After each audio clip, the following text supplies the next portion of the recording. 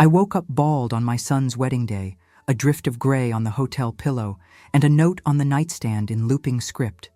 Now you have the look that... The air conditioner hummed like it was mocking me, cold air biting my naked scalp as if it belonged to someone else. The dawn over the suburban church spilled a thin, unforgiving light through the blackout curtains. Hairspray hung in the room from last night's trial curls, sweet and chemical, but there was nothing left to tame. My heartbeat climbed into my throat as I traced the smooth shock above my ears, the skin hot and tender, and felt everything inside me drop. In the bathroom's harsh fluorescence, I barely recognized the woman staring back. Mother of the Groom was stitched in navy on my satin robe, and my pearl earrings looked ridiculous against the rawness of my skull. A knock at the door, laughter from the bridal suite across the hall, a text from my boy, "You up, Mom?" lit the screen with innocence I suddenly couldn't bear. I am Margaret, 66, and I have never felt smaller in my own country than in that mirror. My mouth tasted like old coffee and panic, and somewhere below, a delivery truck hissed, indifferent to the end of my vanity. I pressed the hotel stationery flat with shaking fingers, her perfume clinging to the paper, my future daughter-in-law's flawless penmanship curling into that unfinished threat. Now you have the look that... It wasn't an accident. It was a message, a boundary drawn with a blade I never saw coming. The curling iron, the dry shampoo, the bag from Walgreens, every detail from last night began clicking into place like handcuffs. In a minute, I'll tell you exactly how the rehearsal dinner smiles turned into this quiet ambush and the one moment I should have trusted my gut. But first, I had to decide whether to cover the wound or show it. I took a breath that smelled like hairspray and hotel soap and reached for the scarf my mother left me, red as courage. If you believe that respect in a family shouldn't depend on a hairstyle or a power play, subscribe and stay with me for the whole story. I tied the scarf with fingers that didn't feel like mine, the silk sliding and catching against the new landscape of my head, the knot coming out a little off-center the way my mother's always did in old photographs. Red as courage, she used to say, looping it around her own hair on mornings when the coffee burned and bills came like rain. I had kept it tucked in the top drawer of my dresser for decades, and when we packed for this trip, I slipped it into my bag without a reason I could name. Maybe I knew. Maybe some part of me always knows before the rest catches up. I am Margaret Collins, 66 years old, retired school secretary, widow, and mother of one. My son is Daniel. He is 32 today, and he is getting married. The girl he is marrying is named Sloane Whitaker, and she writes her name the way a ballerina holds her wrists, light and practiced, the loops of her letters like soft pretzels at the mall when Daniel was small, and I walked in circles with him after paydays, just to smell yeast and possibility. Sloane is not a bad person. I have to start there, for my own heart. But she has a way of speaking to me that makes me feel like an object she is arranging on a shelf, something to move left or right to balance a photograph. I tucked the ends of the scarf in and set the pearl earrings down on the sink for a moment.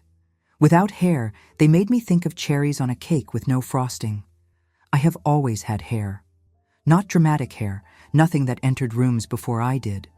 Just hair that fit me. A soft gray I stopped coloring after my 60th birthday because honesty felt kinder than constant disguise. It was the thing I recognized in a mirror, the thing I ran a comb through after showers while the kettle whistled, and the radio gave me traffic on the 8s and a small town's worth of weather. Now you have the look that... The paper trembled in my hand. Her perfume.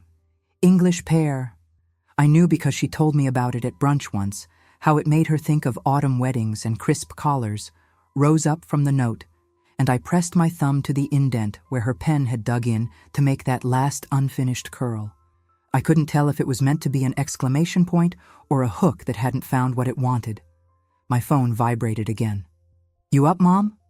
From Daniel, always so simple, my boy. A text, like an open palm. He was born on a Tuesday in May when the dogwoods in our neighborhood were showing off. I had been 27 and worried about everything, my job at the school, whether I'd ever sleep a full night again, whether the world had room for us.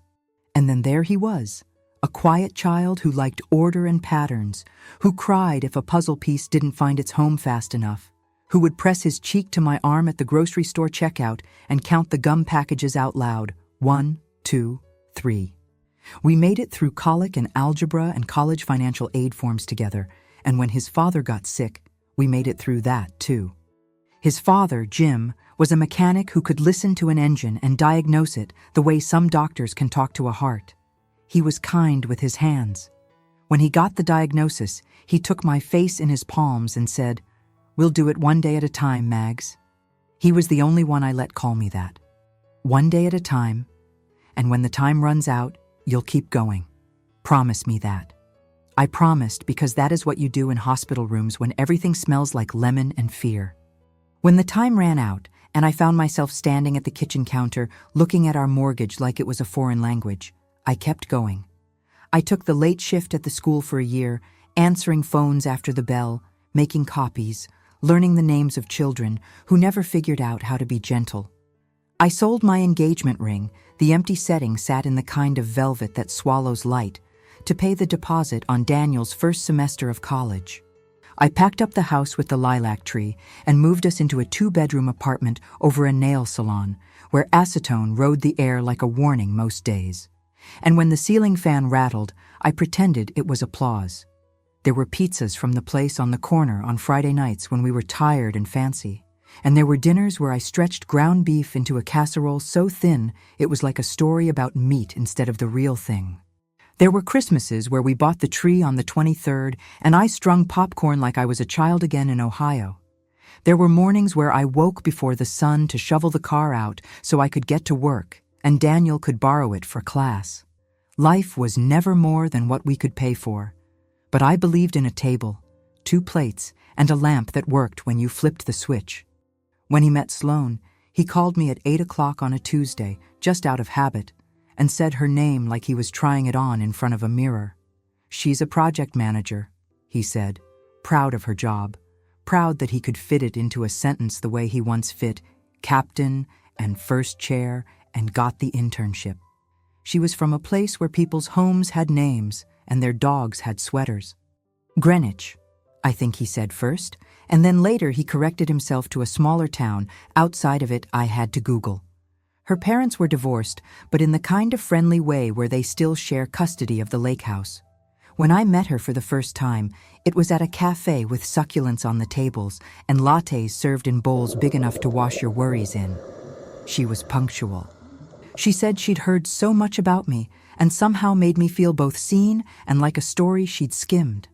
She wore a blazer over a t-shirt that cost more than my monthly light bill, and she laughed like tipping her head back wouldn't ever grant anyone too generous a view. "I love your hair," she said, fingering the end of a curl, a real curl I had coaxed out with a foam roller the night before, because I wanted to look cheerful and not tired. "It's so maternal, so classic." I had smiled. I was raised to thank people for things even when my skin prickled. "It's just mine," I said. At holidays, Sloane coordinated the napkins with the candles and asked me not to bring my green bean casserole because her cousin was gluten-free. She bought me a cashmere sweater for my 65th birthday that I wore once and kept wrapped in tissue because it felt like something you have to behave for.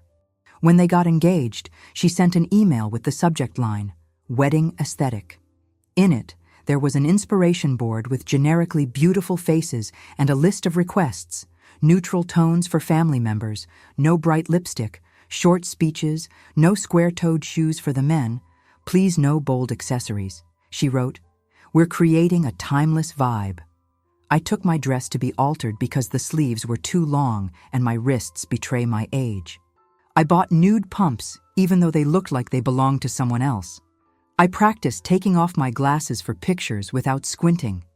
Every request I folded and tucked into the pocket of what a good mother does. There were small things too. The time she corrected me on the difference between charcuterie and cheese plate, and turned it into a joke that didn't sit right. The way she called me Maggie once as if the intimacy came with her ring, and when I said, "Margaret, please," she said, "Oh, how formal," and smiled. The evening she and Daniel came by my apartment, and she stood in the doorway like 2 steps in, might leave a mark. She is not cruel, I told myself. She is of a time that likes polish. She has preferences. Last night, at the rehearsal dinner, people clinked glasses and told stories, and I watched my son's face find himself in his friend's recollections, the way his dimples deepen when he is both embarrassed and happy. Sloane's father gave a toast about legacy and responsibility. He is a man who orders without looking at the right side of the menu and calls waiters by their first names whether they offer them or not. Sloane's mother, Eleanor, wore navy and pearls in a manner that felt like a uniform, and when she hugged me, her perfume was all powder and past. She squeezed my arms and said, "We're so happy to bring you into our family," in a tone that made me wonder which doors would actually be opened. After the dessert, miniature key lime pies Sloane chose because they photographed better than cake, the girls drifted to the bridal suite in a flurry of robes with their names stitched on them. Mine said, "Mother of the Groom in Navy," and I felt like I had been assigned a position on a team where the rules weren't posted. I followed because I wanted to be where my son's future was being braided. They had a curling iron out and a hairspray haze that made everything sparkle a little. There were bags from Walgreens, dry shampoo, bobby pins, a travel-sized shaving cream someone had tossed aside. "We're going to do a trial look," Sloane said, and it included me. She wrapped a lock of my hair around a barrel and held it with the practiced ease of someone who had done this in dorm rooms and bathroom mirrors and backstage in a youth theater. "We want everything cohesive," she murmured. "I just love cohesive. I can do a neat bun myself," I offered, trying not to pull away. "I have a comb with me." She laughed lightly. "Of course you can, but in the photos you'll be right next to my mom and me. It's important that you don't, pull focus by accident." I nodded because what else is there to do when the room is full of girls who could be your students' daughters, when your own son is in the other room eating leftover sliders and arm wrestling his cousin, when everyone is trying so hard to build something they can stand on for years. They gave me a glass of champagne and a thin flute. I told myself I would drink it slowly. The night stretched like taffy. Laughter stuck to my skin.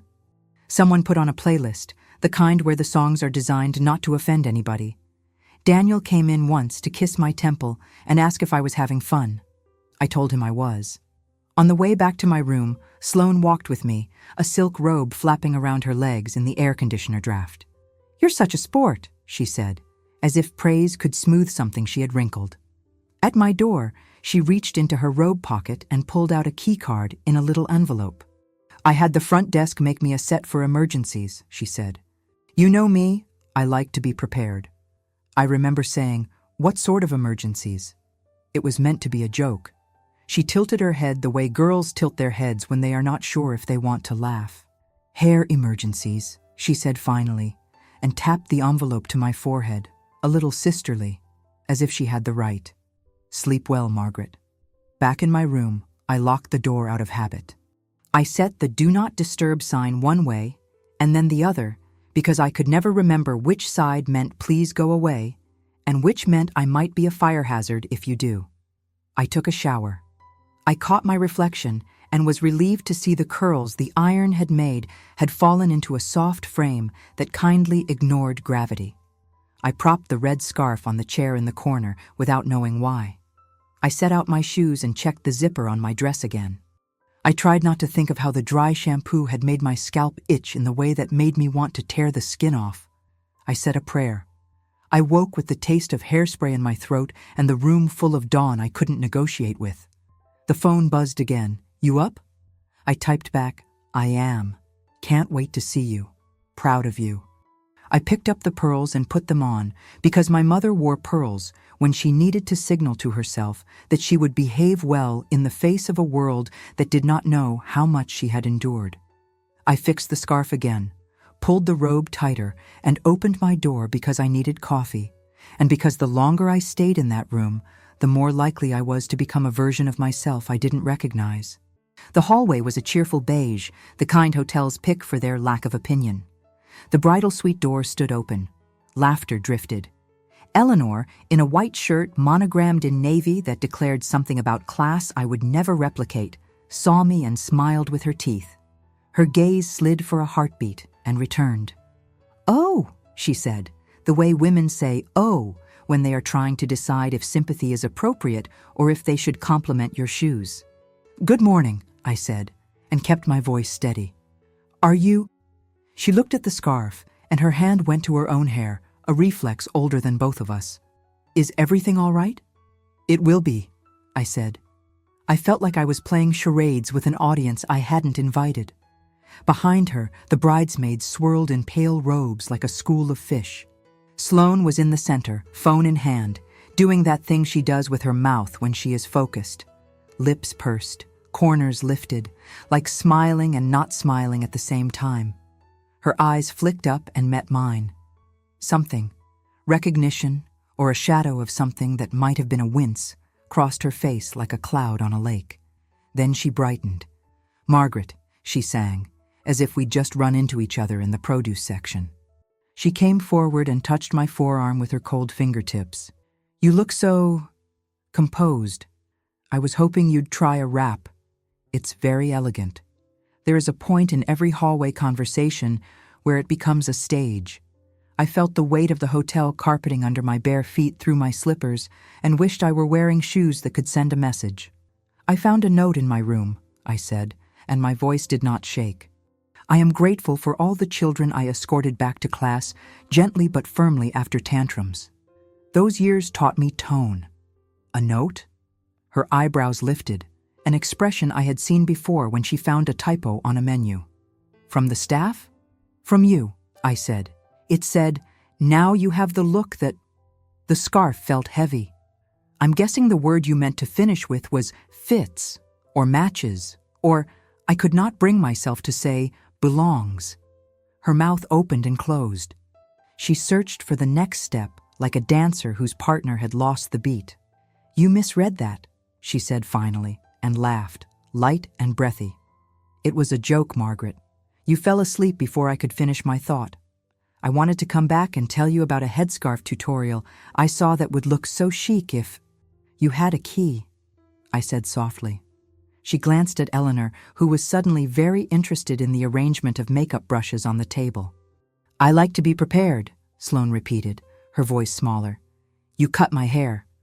I didn't make it a question. The air in that hallway seemed to shrink, like the space between us had been teaching me a lesson I never signed up for. There was a circle of silence. Somewhere down the hall an ice machine churned, a maid's cart squeaked. The DC I had once called about a pothole because I was tired of hearing my tires thud would have answered with more emotion than any of the women in front of me. "I adjusted it," Sloane said finally, reluctant, as if the word were trapped behind her teeth. "Margaret, I asked you for a sleek, low bun, and you came to the rehearsal dinner with curls, and it was fine, but later I looked at the Polaroids and I panicked. I could see it in tomorrow's photos, and I know this sounds controlling, but I have worked so hard on setting a tone, and you were not aligned. It made me anxious." She took a breath, pressed her fingers to the bridge of her nose like the bridesmaids in the room had seen her do before under deadlines. "It was supposed to be a trim. I thought if we shaped the ends and took off the bulky bits, it would help the bun sit properly, and then the dry shampoo made it reactive. It got choppy. I should have stopped, but I was tired and excited, and I wanted everything to be perfect, and I am sorry for how you experienced it." How I experienced it.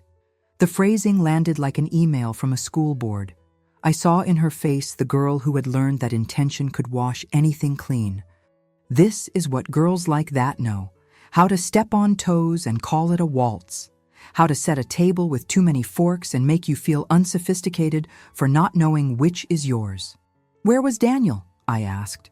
"While you were making adjustments." "In the suite with the guys," she said. "I would never bother him with beauty stuff. He needs his rest." The anger I might have felt passed like a bus I wasn't going to catch. In its wake, there was only a simple fact: my hair on a hotel pillow like yesterday's mail. "I'm not going to ruin your day," I said, and it was true. I would not throw plates or raise my voice, would not make a scene that would live longer than the marriage. But I will not pretend this was an accident. You are marrying my son, And I need you to hear me, Sloane. This is not how people who love each other handle fear. Her face flushed.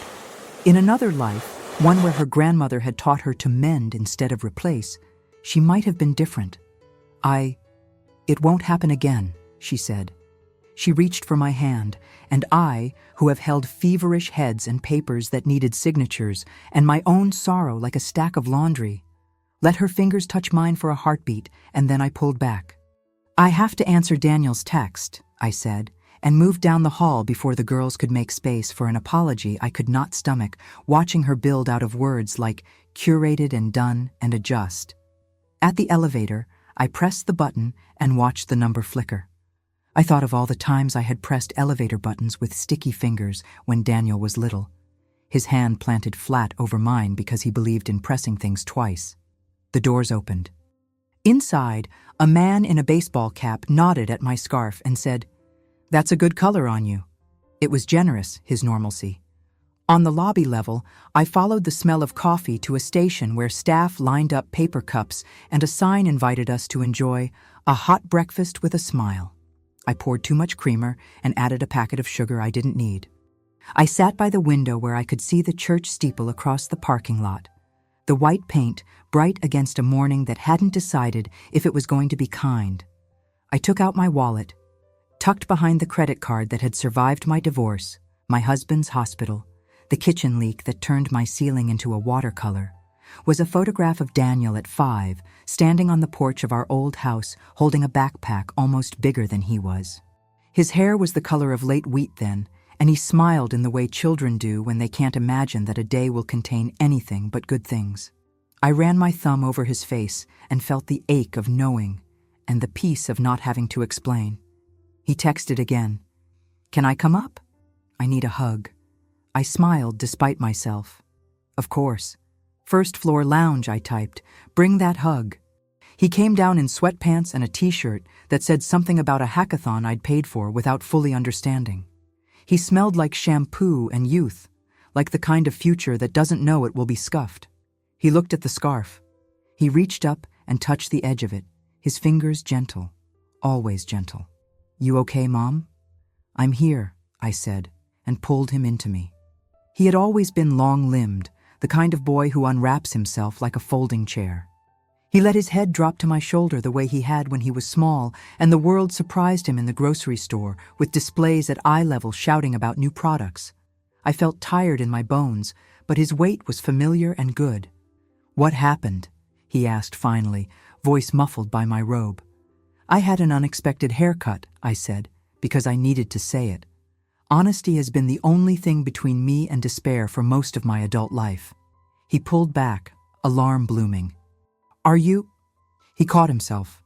He had been 12 when I lost half my hair to a round of treatments the summer after Jim died, the lump I found in the September of my second year alone, a test I almost didn't schedule because who has time?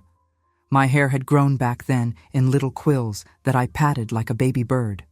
He remembered me wearing a baseball cap and putting on a brave front and crying in the laundry room when I thought no one could hear. "Is this— Mom, are you sick?" The question landed like a stone. "No," I said quickly, and took his face in my hands as if all the turning corners in him could be held still. "No, that's not it. It's— Your fiancé and I had a disagreement about what would look best in photos. I kept it gentle because he is not a man who can marry a stranger to me. He is the boy who did his own laundry in high school because he saw me fall asleep at the table with a stack of attendance reports and a pen in my hand. His eyes searched mine for a different truth, one I would never keep from him. She did that? She panicked, I said, and she made a choice. The coffee cooled under my nose, and now we have to decide what to do with the choice she made. Daniel swallowed. Emotions moved across his face the way sun and shadow move through a neighborhood when a storm is considering us. "I'm sorry," he said. "I'm so sorry. I didn't if I'd known." "You didn't," I said, and smoothed the fabric of his sleeve the way I had smoothed homework and pillowcases and the envelope with our rent in it. "This isn't your fault, but it is yours to see." I looked toward the church. Marriage is choosing someone, and then choosing them again, even after you find out the ways they are human. It's also noticing what happens when they're afraid. It's seeing whether they make you bigger or smaller. He sat back. He is not a man who rushes into judgment. He has my mother's quiet in him. I need to talk to her, he said. He ran his hands through his hair, then stopped, thinking, maybe about mine. I'll go up. I nodded. I'll be here. And then, because I have learned to ask for what I need, even when it feels like I am demanding instead of requesting, I added, before you stand at the front of that church, I need to hear either she apologized and understands, not because I commanded it, but because she chose it, or we need more time. I can put on a brave face and a red scarf and sit in a pew. I can. But I cannot pretend in pictures that this morning didn't happen. Pretending is a debt that comes due with interest. He pressed his lips together, a habit since he was 10, and discovered that grown-ups often talk to fill the silence. Okay, he said. He stood and then leaned down to kiss the top of my head, the scarf absorbing his warmth, and I saw in him the man his father hoped he would be. Careful where it counts, brave enough to look. When he left, I cradled the coffee until it went cold. A man in a suit adjusted his tie in the reflection of the window. A little boy in shoes, slippery with newness, shuffled past with his grandmother, stopping to pinch a bagel with a seriousness I respected.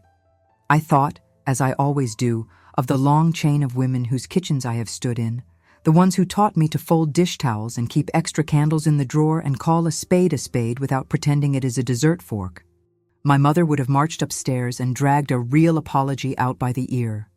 I am my mother's daughter, but I am also the mother of the groom, and there is a form to some days that even bravery doesn't break without cost. By the time I returned to my room, a bouquet had been delivered. Peonies, white as if someone had bleached the world. A card was tucked among them, printed, not handwritten, in a font that looks like cursive but isn't. Margaret, it read. So grateful you're here today. It meant well, and I placed it on the desk beside the first note. Somewhere in this hotel, a man in a suit was running security footage, I thought briefly, and then set it aside because some fights bear witness and some do not. I washed my face. I unzipped my dress and stepped into it carefully, whispering to the zipper as if kindness could prevent a snag. I sat and painted on a thin line of eyeliner and wiped it off twice until it felt like something I could carry. The mirror gave me a stranger wearing my mother's courage. It was enough. A knock sounded, polite, 3 taps and a pause. I opened the door to Eleanor, holding her clutch like a shield. She took me in with a glance that softened the way a sky does when a storm has beat itself out. "May I come in?" she asked. "Of course," I said, because hospitality is one of the few things I can control. She stepped inside and closed the door carefully, as if noise alone could break something brittle between us. "I spoke with Sloane," she said, standing in the center of the room like a teacher about to begin a hard lesson. "She is overwhelmed. That is not an excuse. I have told her so. I have also asked her to call her therapist this week and make a double appointment." She looked at me. "And I am here to tell you, mother to mother, woman to woman, that what happened was wrong. She needs guarding rails. I should have set them sooner." "I appreciate that," I said, feeling my heart unlatch just enough to let air in. "She is in love with Daniel," she continued, "deeply. It is both her strength and her weakness. She is afraid of being ordinary and afraid of being unworthy in the same breath. She turns fear into a project. We are working on it." She took a breath. "I am deeply sorry that you were on the receiving end of her worst impulses today of all days." My eyes pricked. "Thank you," I said. There is power in naming. She looked at the scarf. "You look beautiful," she said, and for a moment I believed her. She reached into her clutch and handed me a small box. "Pins," she said. "From my mother, I thought, if you needed to secure it." Inside were 3 hairpins with pearls at their tips, old enough to have seen different kinds of parties, sturdy enough to survive them. I smiled, surprised by the tenderness rushing my ribs. "I'll return them." She shook her head. Keep them. We have others. Traditions need more than one house. When she left, I pinned the scarf in place. I straightened my dress. I picked up the card with the printed gratitude and turned it over. Blank on the back, which felt correct. By the time I reached the church, the sun had decided to be generous. Children ran on the lawn in clothes they'd complain about later. Parents hissed gentle warnings about grass stains. An usher with a haircut from a mall salon nodded and asked if I was with the groom or bride. The groom, I said, and the words settled in my mouth like a wine I could afford. In the vestibule, I caught Daniel's eye. He stood taller than I remember, a dark suit making him look like the man the world thinks he is. He came to me, and the safe place we've been for each other since the day he arrived rose up around us. We talked, he said quietly, when we stood near the guest book. His mouth was careful. She knows what she did. She cried. She doesn't cry often. She apologized. She asked me to ask you if she could speak to you, but only if you want that. If not today, then when you want. I looked past him to the aisle, not because I was avoiding his eyes, but because the aisle is a truth. Walk down, walk up, walk together. I will speak to her after the ceremony, I said. We can choose another room to tell the truth in, not this one. He nodded, relief and responsibility sharing space in his expression. Thank you, he said. He hesitated. I told her that making choices for other people's bodies and their dignity is not part of the person I'm marrying. I told her part of loving me is loving where I came from and the woman who made me. She heard me. He swallowed. I think she actually heard me. I placed my hand over his heart, a habit I had when he was a child with a nightmare. I raised you to speak softly and clearly, I said. I am proud of you. Even today? He smiled, lopsided. He had chipped a tooth at 9 and never liked the look of it even after we paid for the fix. Especially today, I said. The organ swelled softly. Someone was warming up, the music testing the walls.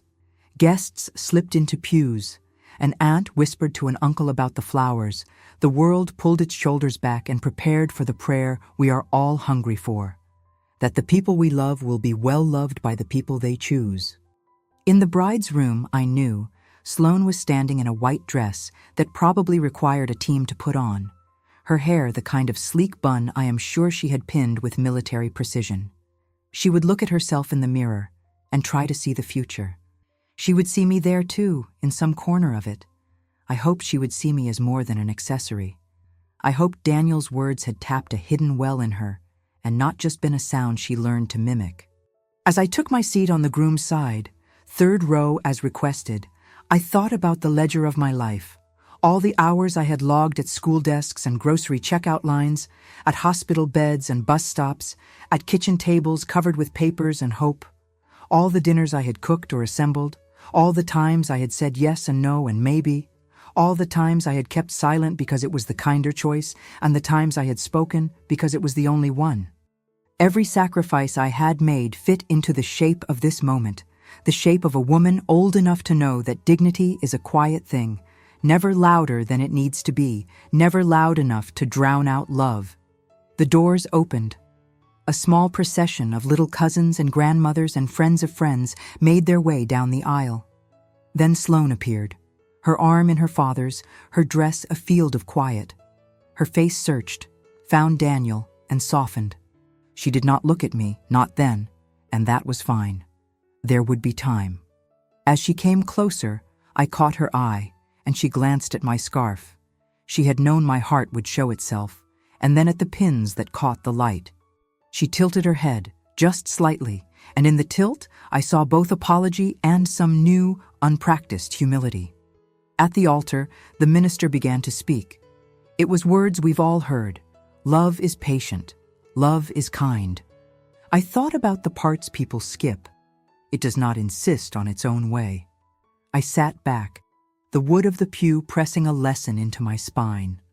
Across the aisle, Eleanor dabbed at her eyes and looked at me with something I hadn't expected to share with her, a sense that we were sending our children into the same unknown, and that we were doing it with an open hand. When it came time for the exchange of vows, Sloane's voice did not catch. She is good with scripts. But Daniel, when he spoke, did not read. He looked at her, and then he glanced back at me like a promise, and he said, "I will trust you, and I will tell you the truth when the truth is hard, and I will make space for your fear without letting it drive our choices." I felt his father's hands on my shoulders in that moment, imagined the soft mutter of, "That's my boy," and let my own hands unclench just a little. There is a photo somewhere of this moment. A groom with his mouth open mid-promise, a bride with her fingers wrapped around a bouquet like an anchor, a mother in a red scarf, not hiding, not performing, just there, steady as a church bell. Later, there would be cake and dancing, and Sloane would take my hand near the bathrooms where the lighting was neutral enough for honesty. She would say she was sorry without qualifying it. She would tell me she had made an appointment, and that she understood if I did not believe in promises made near sink basins. I would not lean away. We would begin again, because people who love the same person must spend their lives learning how to be on the same side of the table. But before any of that, there was this room, this aisle, this promise, this breath. The scarf warmed under the lights, the pins held. My son smiled. I sat up straight, a woman among pews, having decided, at last and without apology, that I would not cover the wound if covering it required me to lie about how it got there. I did not need a mirror. I had the weight of my life to tell me who I was. And the story of the morning, the note, the loop of an unfinished sentence, the hair on the pillow like the first snow of winter, settled where stories do when they are not done teaching us. Near the center, pulsing quietly, preparing me for the next brave conversation. When the minister closed the book and the organist let the last chords slip into the ceiling beams, there was that surprised little hush that always follows a good promise, the sound of a room realizing it has been entrusted with something delicate. People stood, the ushers gestured like flight attendants, and the aisle filled with smiles. I watched Daniel take Sloane's hand, their fingers interlaced and careful. And I stared at that braid of knuckles and bone, and thought about psalms I could not quite remember, about chaperone dances in high school gyms, about how many small, ordinary acts it takes to teach two hands to reach for each other like that. The first wave of guests spilled past me toward the steps of the church, where rice is outlawed, but joy finds its granular substitutes. I waited on the edge of the pew. I did not want to be swept. I didn't trust myself not to be swept. Eleanor touched my elbow as she passed, gave me a look that acknowledged all the currents I was resisting. In that moment, we were two women who understood tide tables. "Family photos," the planner announced, her voice bright with the cheerfulness that keeps chaos on a leash. Her name was Tara, a woman in block heels with a clipboard held to her chest like a shield. She had the kind of fresh ponytail that suggested self-care at 5 a.m. and vitamins in regulated doses. "Wedding party and immediate family to the side garden, please. We'll do grandparents first. Parents next, siblings. Let's hustle." Hustle. I stood. I could hear the whisper of my scarf when I turned my head, silk sliding over silk. Outside, the sun had made a full decision toward kindness. The church lawn had been commandeered, benches dragged into place under a maple, a ladder set up for another angle. I walked toward the cluster forming near the topiary, like I had been assigned a place and just needed reminding where it was. "Mother of the bride. Here," the photographer said, a man with a beard that made him look more trustworthy than I expect he was. "Father of the bride. On the left. Groom's mother." He looked around, camera dangling. He saw me. Then he saw my scarf. "Let's," Tara said quickly, stepping in, "let's maybe tuck the red for these, just so there's not a pop in the frame. I have a wrap in the emergency kit. It's more neutral." My throat felt like the inside of a paper bag. "The red stays," I said. The words came out level, kind still, but there was a new edge to them, a little bell rung. I thought of my mother wrapping that same scarf when the bank called about fees, when the root canal bill arrived. "The red stays." Tara blinked. It's funny how people blink when they cause an inconvenience they didn't plan for. She glanced at the bride. Sloane was turned slightly, letting a bridesmaid fluff the skirt where it had caught on her heel. She had a gift with posture. She knew how to be half present for any moment that might require her whole attention. "We'll balance it with the bouquet then," the photographer said. His eyes were calculating, a man who knows how to arrange love into symmetry. "You with the flowers," he said to Sloane, and, "Mom," he pointed at me without meeting my gaze. "We'll angle you to soften that." "Mom," Tara repeated, and then, almost to herself, "Maggie." "Margaret," I said, the soft bell again, and stepped where the photographer indicated. I ended up at the edge of a grouping, half a foot behind Eleanor, a leaf from the maple grazing my shoulder like a small green reprimand. The camera's shutter had the familiar machine click that tells you your face has been captured, whether you made your peace with it or not. "Chin down, please," the photographer said, and without malice or thought, "We don't need the scarf to dominate." It was such a tiny thing, and I had lived through so many tiny things. In the accumulation, there is always a moment where you begin to count them not like sheep, for sleep, but like debts, for a reckoning. The photos went on. Grandparents first, then aunties, then the cousins. The cousins said hello to me as if I were a friendly neighbor. One bridesmaid with a cleft chin and a talent for sincerity turned, mid-pose, to murmur, "You are very brave." I smiled at her. I am brave. I am also tired of having to be. Between groupings, Sloane and I found ourselves for a second in the shade of the maple trunk, an accidental alcove. "Thank you for wearing the scarf," she said, voice low. "It's elegant. Very you." She looked at the pins, and I saw something pass through her that might have been a thought she would have dismissed on another day. "It's my mother's," I said. "It suits you," she said, and I could not tell whether she had practiced that compliment. "I'm..." "Later? After cake? Can we talk? Alone? Somewhere that feels not like a hallway?" "Yes," I said, and did not explain that for me, the hallway was where the truth had sat down with us and refused to move. We were called back. I slid into my place again. The photographer lifted a hand, the language of one more, universal and prompt. Iris, shutter, postures, people. Once, as the bridal party rearranged, the planner leaned toward me and slid a card into my palm. "For you," she whispered. "From the stylist, in case the wrap slips." It was a business card with a brand logo that looked like two leaves kissing. On the back, someone had written, "Adhesive strips for wigs. We have a headband that might..." "I have pins," I said, and decided the card would fuel the little fire already kindling somewhere under my sternum. I slipped it into the pocket of my dress beside the hotel note. The two pieces of paper leaned together, a pair of weather vanes showing me which way the wind was blowing. Cocktail hour meant small plates that no one in heels could navigate without the thread of a toothpick. A man in a linen jacket said, "To the mother of the groom," and handed me a flute of something that tasted like pears. He didn't look at my head. He looked at my eyes. Bless him. May all his car tires find air. I found a tall table near the back and built a little fort out of napkins. Strangers glanced over, catalogued me, and returned to their conversational scaffolding. It was fine. I was not hungry. The day had eaten enough of me. The seating chart arrived like a game with rules for people who enjoy rules. Names in looping letters pinned to a mirror. Someone had titled it, "Find Your Table, Find Your People." I couldn't decide if I admired the optimism of that or pitied it. I scanned for my name. Margaret. I looked near the head table. Found Eleanor and Sloane's father. His name had the same weight his handshake had. Their places were marked with ribbon.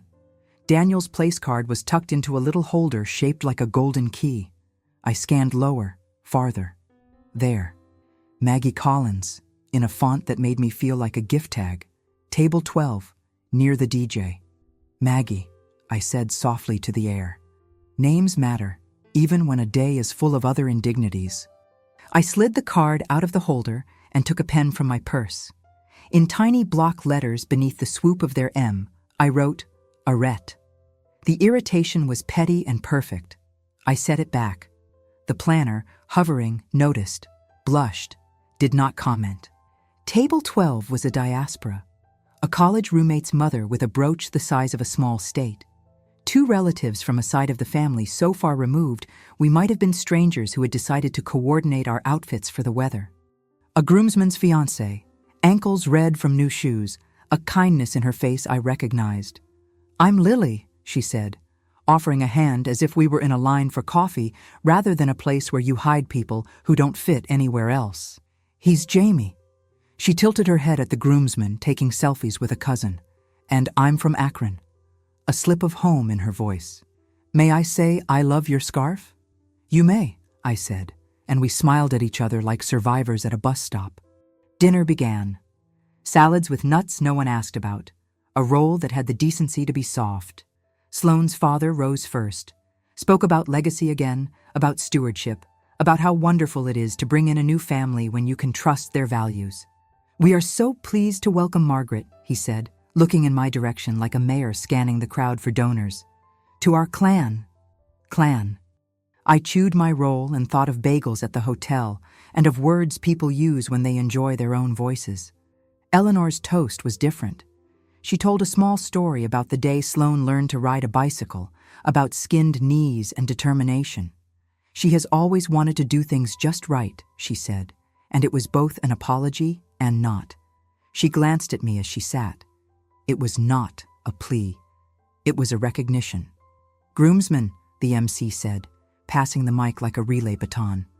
There were jokes, none of them unkind, and a story about Daniel organizing a carpool in the snow for a classmate he barely knew.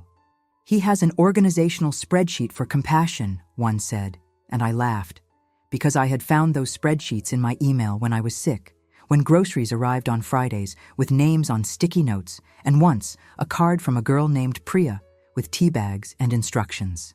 There was a moment then where the MC scanned a piece of paper. "And now, a brief message from the—" She squinted. "Mother of the groom, Margaret, or—" She looked past me to the head table, seeking cue cards. "We can skip if we need to." "We won't skip," I said quietly, and rose. Lily's hand brushed my sleeve as I passed, a small benediction, as if we had been friends for years. The MC looked relieved to be rid of the decision and passed me the microphone. It was warm from her hand, slick from someone's nerves. I walked to the center of the room, the dance floor shining like a lake that had already seen its share of stones thrown. The lights that later would make the teenagers with pocket squares feel invincible now bathed me in that airport brightness that makes everyone look vulnerable. People turned. It is a curious thing to feel 100 faces tilt toward you, to feel your life like a coat you could set down and walk out from under. "Good evening," I said, and my voice reached the corners. Years in a school office had trained it to go looking for ears. "I'm Margaret, Daniel's mother." I paused. I was not nervous. I was past nervous. I was something else. The steady that sometimes comes when you remember you are the grown-up in the room and no one can take that away with a misplaced card or a head tilt. "I am going to keep this short," I began, and I saw shoulders relax as if shortness were a gift. Today, in a church I don't belong to but respect, I watch two people I love promise to tell each other the truth when the truth is hard. That promise matters to me. It matters because I have spent my life choosing truth where I can find it. Sometimes I put it in lunchboxes. Sometimes I mailed it with checks I wasn't sure would clear. Sometimes I wore it on my head. A stir, the small ripple that attends a shift in air. "This morning," I continued, and I felt Daniel's attention like a hand on the small of my back, steadying. "I woke up to find that something I have worn for 66 years, something that has felt like mine even when my life did not, had been adjusted." I did not say cut. I did not say taken. I said adjusted, because sometimes the most honest words are the ones people choose when they are trying not to say hurt. I woke up without hair. I woke up with a note that said, "Now you have the look that—" and then it trailed off. I took the hotel stationery from my pocket. It was slightly bent now, softened with the oil from my hands. I thought about finishing that sentence, I thought about words like belongs and fits and matches. There was a hush. The caterers froze, hands hovering over plates like they'd been paused by a remote. A child at a table near the cake whispered to his mother, "What is she doing?" And I wished he were mine so I could say, "Teaching." "I am not telling you this to ruin a party," I said, and I meant it. I am telling you this because it is relevant to the vows we all witnessed. Because love is not just flowers and cake toppers and hashtags that people will scroll past tomorrow on their lunch break. Love is a series of choices about who gets to be themselves. Love is about asking first. Love is about noticing when fear makes you reach for scissors and learning how to put them down. I looked at Sloane. She had her hands in her lap, palms up, bouquet resting there like wings folded. There were tears on her face, but she was not wiping them. It made her beautiful in a way that had nothing to do with any aesthetic. "Today, I choose to show you who I am," I said, and reached up. The room watched the way rooms watch, hungry for symbolism, scared of mess. I found the knot the way my mother used to find her center in a kitchen where rent sat like a cinder block on the counter. I tugged. The scarf loosened. Silk slid. The pins pinged softly into my palm. It was not a grand reveal. It was a woman doing what women do all the time, removing something to get to the truth underneath. Air hit my scalp. It stung, a little like cold, a little like peppermint, a little like a lake in May when you jump before your courage remembers it can fail. A sound went through the room. An inhale, communal and unplanned. "This is my head," I said. It is the head that kissed a boy's fevered forehead at 2 a.m. and did math in a hospital lobby and called the gas company on hold while stirring a pot. It is the head that sits at his table tonight because he asked me to bear witness to his choosing. It is mine. I folded the scarf slowly, the act like a prayer, each corner to corner, the red absorbed into itself like a flame taught to behave. I laid it on the head table, beside the place where I knew Sloane would set her glass down later. A line, a ribbon on a gift I was not sure how to wrap. "And this," I said, and held up the note, "is a sentence I am going to finish for myself. Now you have the look that belongs to you. Not to any camera, not to any plan, not even to any mother's idea of what is right. To you." I placed the note beside the scarf. "And I wish this for you, Daniel and Sloane, that in your marriage, you will always give each other the look that belongs to yourselves. That when you are afraid, which you will be, you will choose conversation instead of control. That when you want to adjust the people you love, you will ask and you will listen and you will be brave enough to let them remain unadjusted." I lifted the glass the MC had handed me. "To the truth when it is hard," I said. "To patience, especially when we are tired. To the kind of love that doesn't require anyone to be cropped from the picture to make it pretty." There was silence. Then a sound, not applause at first, but the sort of murmur people make in church when something old has been said in a new way. Then hands.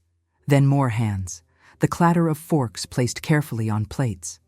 People do not always know what to do with their hands when something true enters a room. They resort to clapping mostly because it feels like gratitude and doesn't require eye contact. I set the microphone down. My chest trembled in the way it does when I have done something braver than I meant to. I looked at Daniel. He was already moving, a look on his face that made him look older and young at once. He reached me, didn't say anything, just put his forehead against mine for a heartbeat, the way he did when he was 5 and had fallen, and I was the only horizon that made sense. Sloane stayed where she was, looking at the scarf like it might tell her a secret if she waited. Her mother's hand slid over hers. No one took the scarf away. I returned to table 12.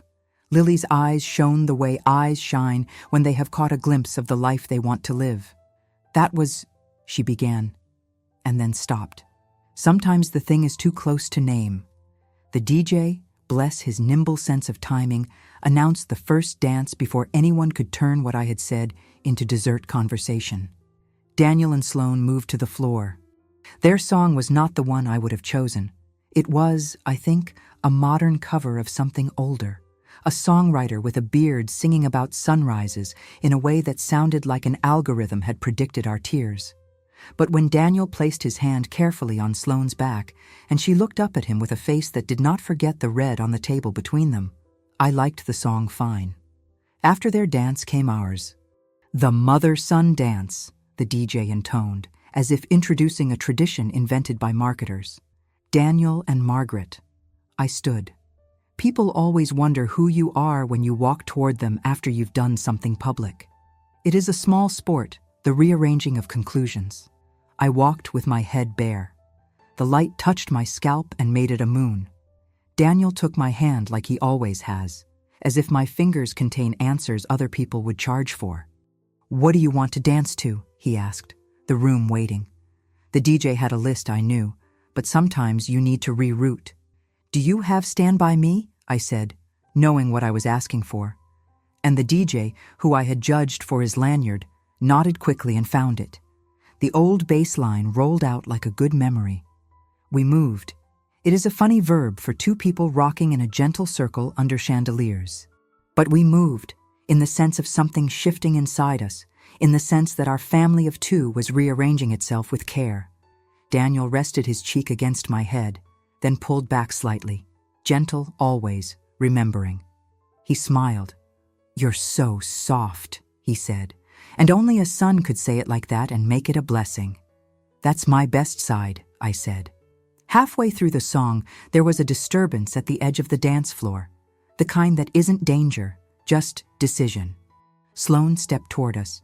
She held the bouquet in one hand and, in the other, my red scarf, folded the way I had left it, but now with one of Eleanor's pins threaded through the diagonal, like a punctuation mark. "May I?" she asked. Not to Daniel, to me. It took a beat for the room to catch up. "May you what?" I asked, because it mattered that she say it. "May I tie it on your wrist?" she said, a rush in her voice like someone who has run up a hill and found the view worth it. I can't undo what I did. I can only, today, choose not to hide it. I want to look at it. I want to learn from it. I want other people to look at it and know where the line is. I held out my hand. She wrapped the scarf twice, careful but not tentative. The silk warmed quickly against my skin. When she pinned it, she placed the pearl so the light would catch it each time we turned.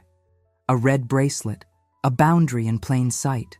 "I am sorry," she said so softly the DJ might as well have lowered the song for her.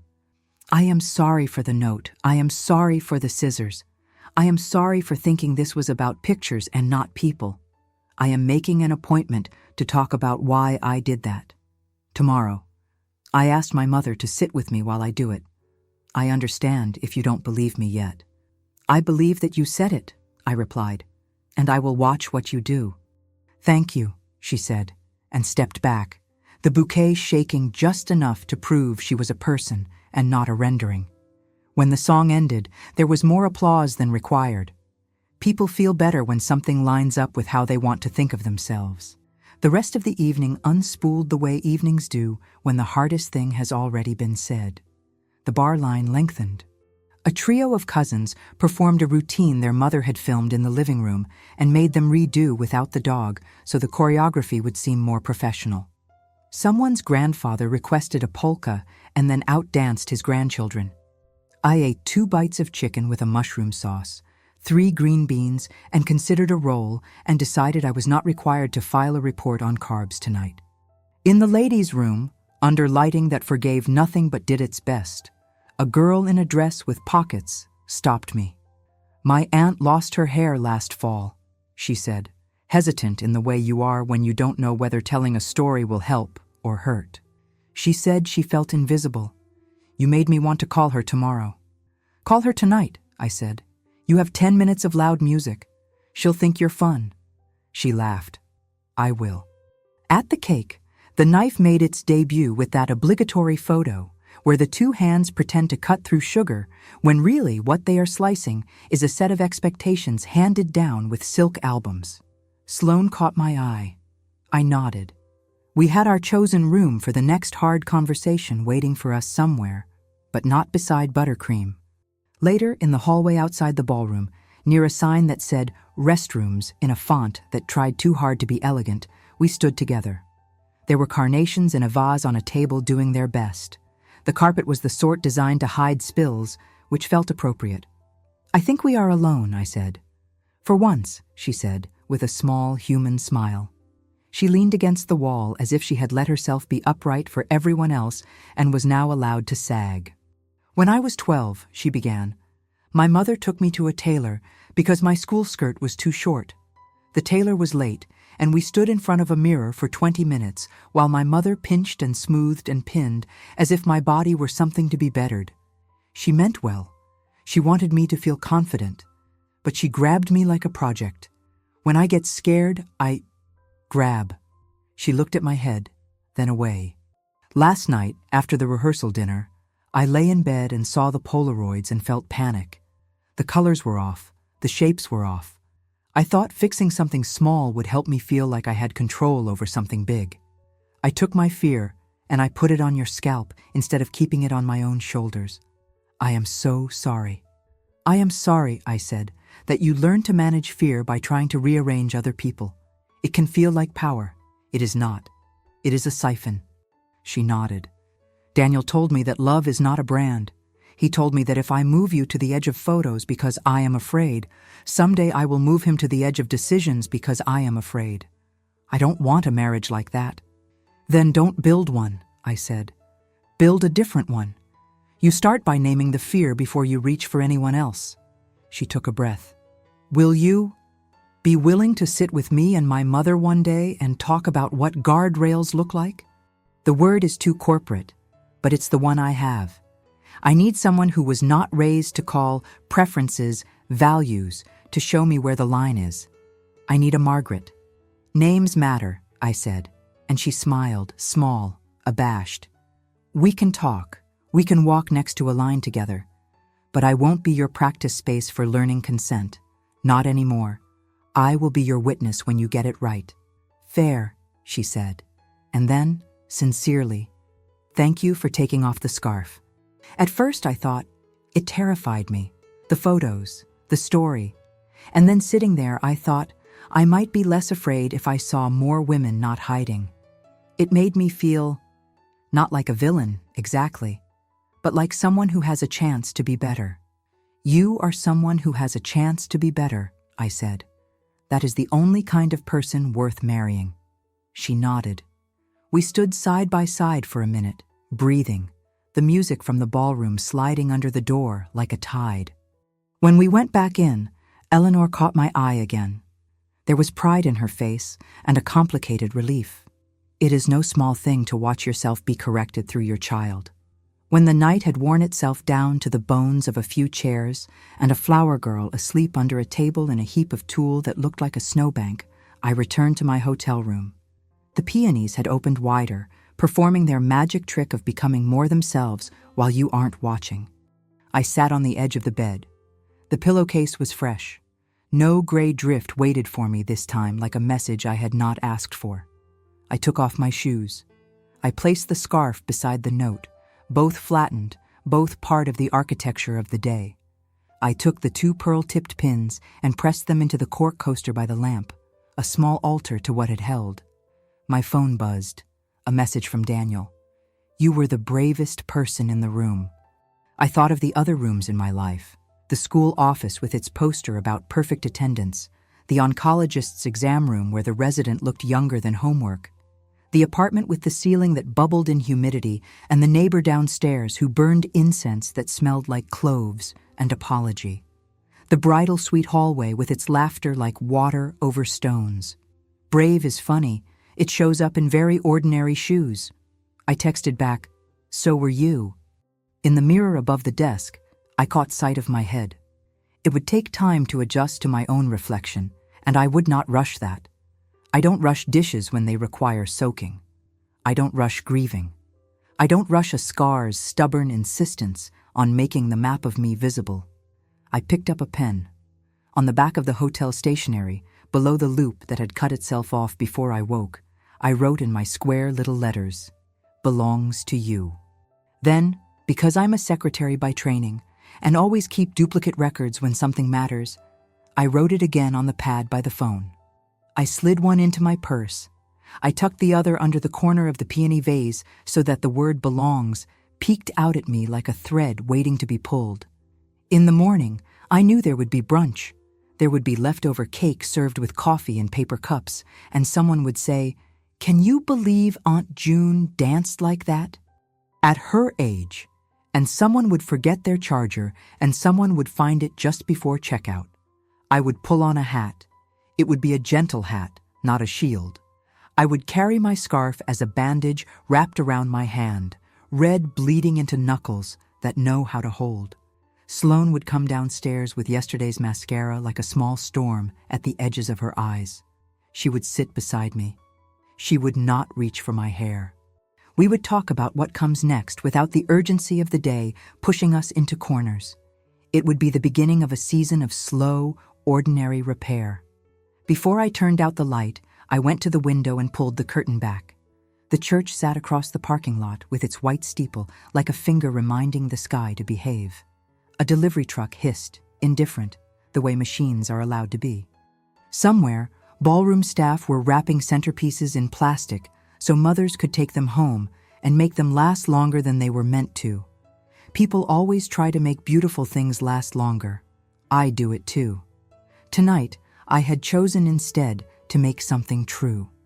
I did not put the scarf back on to sleep. My head felt tender, and the pillows were cool against skin that had gone bravely to the public. I thought about the first day of kindergarten, and the 5th grade graduation, and the day Daniel moved into his first apartment with a futon that threatened to break every time he sighed too deeply.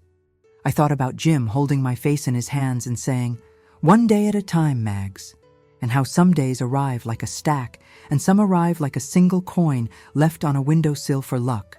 Today had been a stack. I had counted the humiliations the way a woman counts what's left in a canister of flour near Thanksgiving, tipping it, assessing if there's enough to make the pie. And there had been enough to make a decision. Enough to say, gently and in public, no more. I closed my eyes. The silk of the scarf against my wrist warmed, a pulse answering a pulse. Somewhere, a girl whose name I didn't catch was calling her aunt. Somewhere, a planner was drafting a new section in her checklist titled Consent. Somewhere, a pair of pins had found a second career as punctuation. Somewhere, a sentence written by a frightened, controlling hand had been finished by a tired, loving one. And in the room just above mine, between the soft sheets that smelled like nothing, a young woman and a young man were learning how to start their marriage with a conversation neither of them had planned for and both of them needed. It had the sound of forgiveness in it, and the sound of work. I slept. In the morning, the mirror would still be honest. I would still be me. I had not covered the wound. I had not lied about how it got there. In a world that loves a curated story, I had offered an unstyled sentence and let it stand. And if anyone asked me again someday whether I was up, I would answer what I have learned to say and mean. I am. I am. The words tasted like the clean metal of a key in my mouth, small and sharp and true. I remember laying my head back against the pillow that night and feeling something like relief move through me. First a small tremor, then a steadying, like a boat finding its mooring. There was no triumphant music, no confetti. There was a quiet that felt hard-earned, a hush like the one you get after you finally admit you cannot keep carrying something the wrong way. The rest of the evening folded itself into ordinary kindnesses. People came to the line to tell me things.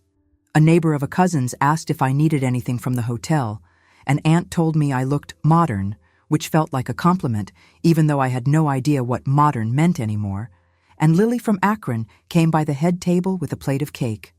Daniel danced with Sloane again, this time with less of the rehearsed smile and more of the real one you get when you stop managing your face and start feeling your feet.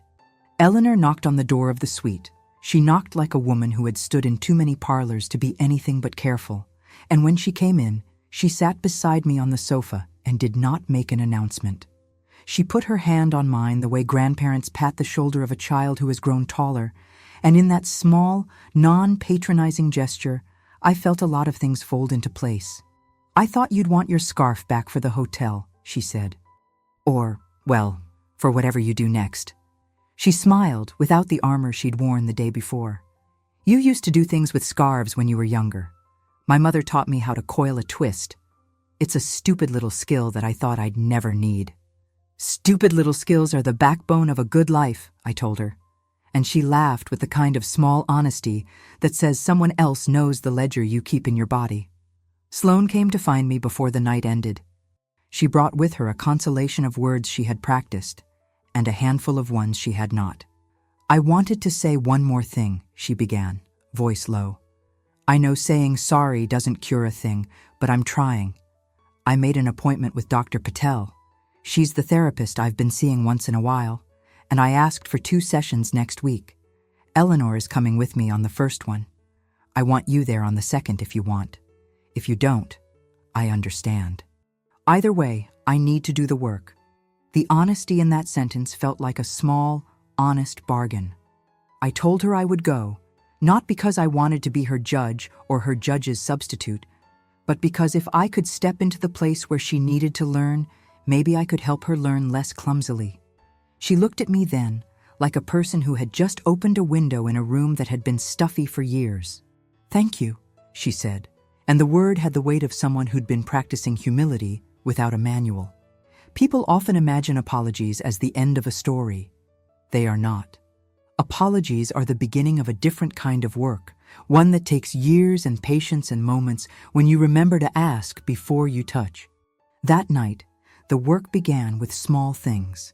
Sloane holding my hand at the head table when a cousin told a joke about young marriage with the wrong kind of laugh. Daniel leaning into me across the buffet to press his forehead to mine in a private habit that said more than words. I slept with the scarf folded into a corner of the bed, like a flag at half-mast that I had lowered deliberately. Morning arrived with the smell of coffee and a church that looked smaller in daylight, not diminished, but human, like something you could fix if you had the right tools. The hotel offered a wedding brunch for anyone who dared to keep eating the day after, and I went because there are things you honor by showing up to them, even when you are raw. The peonies were still open, brave after all they'd been through. A child discovered the leftover sprinkles in the buffet and wore them like a medal. His mother let him because, why not pin joy where you find it? Sloane sat across from me. She had slept in yesterday's mascara like a map of where she had been. She looked like someone who'd been to the seashore and had sand still in the seams of her clothes. "I spoke with Dr. Patel," she said, stirring her coffee with a spoon she did not match to a saucer. "She wants to start with why I thought controlling the image mattered more than the person. Apparently I learned a habit of fixing in order to be fixed. It's not an excuse. It's a thing to untangle." I told her a story about my own mother, about the way she wrapped that same red scarf the morning my father left for the hospital, and how she had tied it like a promise to herself to keep going. "My mother used to say, 'Courage can be small and practical,'" I told Sloane. "This scarf is courage for me. For you, it has been a lesson." She nodded, eyes shiny. "I want to learn how to be less afraid," she said. "I want to know how to be a person who notices the line without crossing it. That doesn't make sense, probably, but I'm trying." "It makes perfect sense," I told her. "You're asking the right question." We made a plan that afternoon, a meeting with the 3 of us, a few rules to start with. Ask before you touch. Name the fear before you act on it. Keep a pause word for when the urge to fix shows up. And a promise to check in after holidays and birthdays and other small wars of taste. It was not romantic. It was practical. It was marriage training wheels and family house rules, and if we were lucky, a new way of loving each other without bulldozing anyone's dignity. Eleanor came into the corner of the diner where we had moved the conversation and suggested something that surprised me with its plain goodness. "Why not make a sign?" she said, eyes bright. "Not a billboard, just a small card for weddings, something the planners could hand out. If you need to adjust someone's look, please ask them first." She laughed. "Call it common courtesy, but put it on nice cardstock." Sloane's eyes widened, as if she liked the sound of being stopped by a polite card before she could do something she would later regret. "We could do that," she said. "I'll ask Tara to add it to the emergency kit. We'll print them out for friends who are getting married." She smiled, hopeful. "Maybe it will help someone else." We laughed at the idea of a consent card being the hit accessory of the season, but there was a tenderness in the thought that made both of us feel like the adults we were trying to be. We ordered more coffee. Daniel arrived half an hour later, carrying leftovers and an apologetic grin. He sat down and squeezed my hand. "I asked the planner to put your speech in the program next time somebody asks for something like that," he said. He was joking, of course, because weddings like to move quickly and unruffled, but there was a tenderness there too, a son's way of saying, "I will help make sure the world learns what you taught it last night." The rest of the weekend blurred in the kind of small pleasures that do most of the heavy lifting in a life. A walk around the block to look at houses with shutters you can imagine painting, a stop at a bagel shop where the man behind the counter asked if I wanted mine toasted. I did, always. And a late-night conversation with Daniel where we both admitted the parts of our childhood we had always thought were just ours to carry. He told me he'd kept a spreadsheet of every time someone had taught him to be kinder, and I told him I still had the rent ledger from the year Jim died, the one with sticky notes for groceries. We shared small private facts like birds that have names only parents know. There were people who wanted to be performers in the moral of our story, relentlessly backing up one idea as if life were a debate. But mostly the world let us go about our business. Sloane started therapy in earnest. She and Eleanor met with Dr. Patel 3 times that month. The guardrails, ask before you touch, name the impulse, take a breath, became more than rules. They became language. There were missteps, as there always are. Once, at a holiday dinner, Sloane reached out to straighten a napkin on my lap out of habit. We both paused, laughed, and she asked if she could. I gave permission. It felt, absurdly, like a victory. I found my own small victories as well. The day after the wedding, a woman from the church called me to ask if I would speak at a women's luncheon about being yourself in public. I said yes, because what else would I do with the courage I had learned how to wear? I told them the story, without names that would hurt, with the soft edges that keep people listening, and the room of women, some older, some just beginning to think about weddings of their own, took my hand with their faces. 1 or 2 cried. A college student with a pixie cut asked me if she could keep a copy of the note I had finished, the one that said, "Belongs to you." She wanted to tuck it in her wallet. "To remember," she said, and I thought how small the world had become and how wide. At home, hours fell back into their grooves. I boiled coffee and watched the neighbor mow his lawn. An American suburban ritual that is, when you think of it, about making a private place agree with everyone else's idea of order. I found myself less interested in disguising myself for the world, and more interested in showing up for the people I loved. I started to go back to the church on Sundays, not because I needed a service, but because I liked the way people gathered there after communion, trading small confessionals about casseroles and broken water heaters.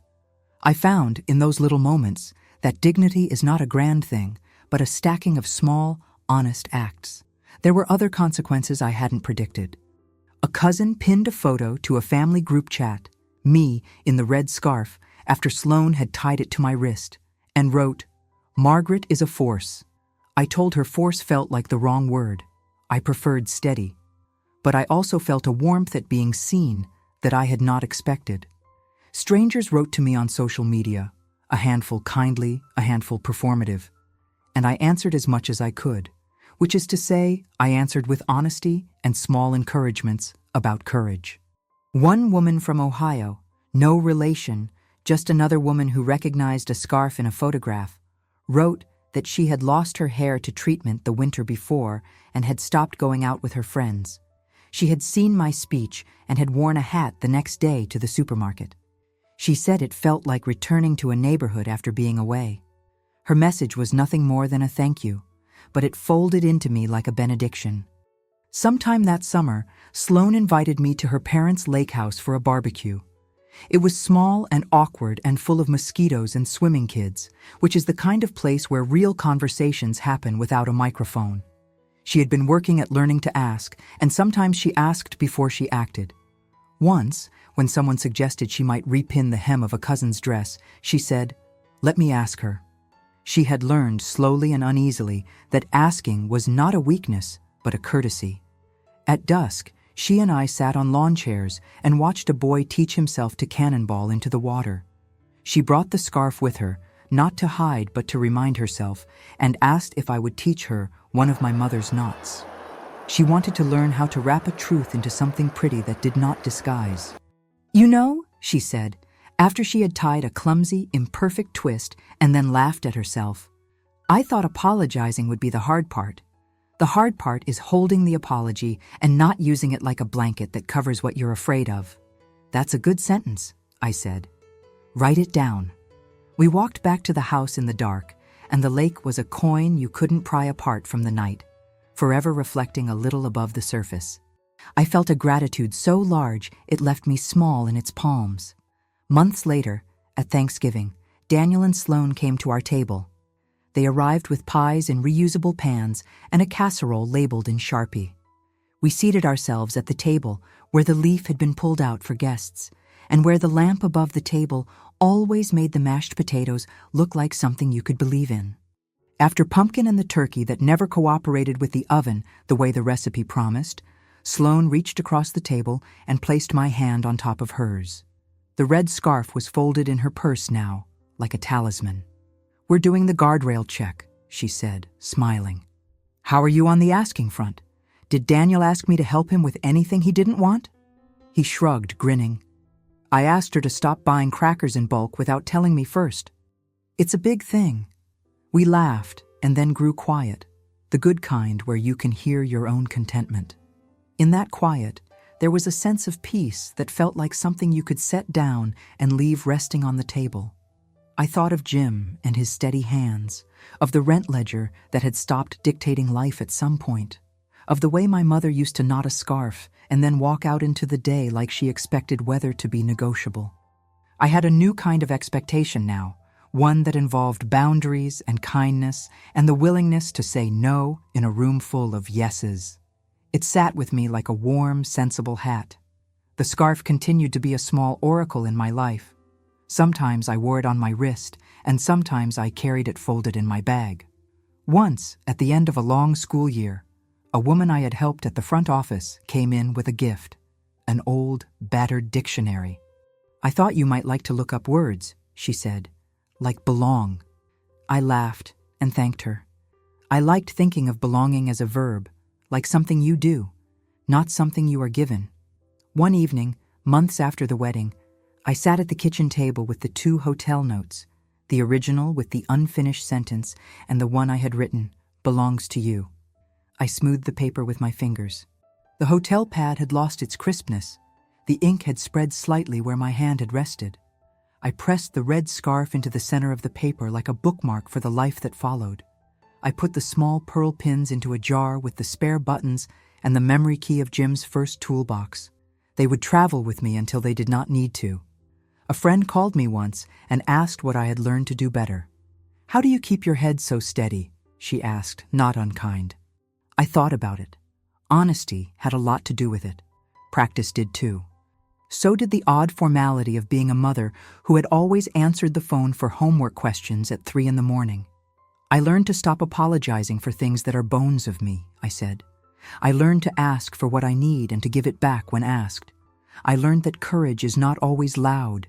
It can be red silk tied around a wrist, a sentence finished in public, a quiet meeting at a table." She laughed. "That sounds very organized, Margaret." "It is," I said. "But it's also messy. We are messy, and that's fine." And it was. Messy and full of stitches and slow repairs and better language.